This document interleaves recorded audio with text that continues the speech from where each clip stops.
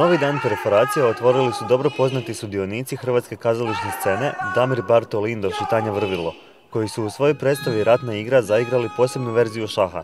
Pravila je osmislio poznati situacionist Guy Debord na temelju von Clausewitzove teorije ratovanja i konkretnih Napoleonovih pohoda.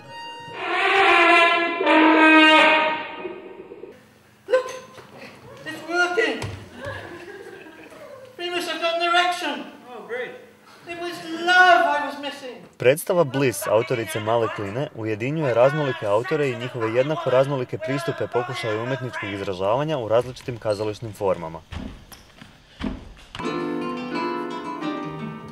Branko Potočan u autorskoj plesnoj predstavi Kroz oči dodira propituje prirodnost plesa kao vizualne forme koja se temelji na normalnosti ljudske mobilnosti, te na taj način zastupa drugačijosti u klasičnim umjetničkim formama.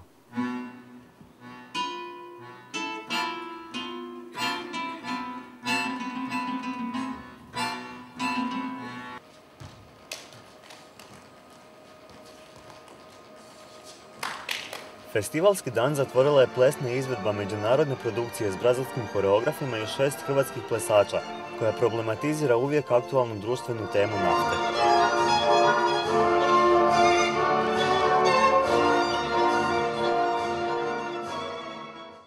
Bilo je sasvim sigurno naporno, nismo baš previše spavali, tulumarili smo, družili smo se s ljudima, bilo je puno inozemnih gostiju, ali to je sve dio festivala, sve to ta uzbudljivost i zapravo razlog zbog kojeg i organiziramo festival.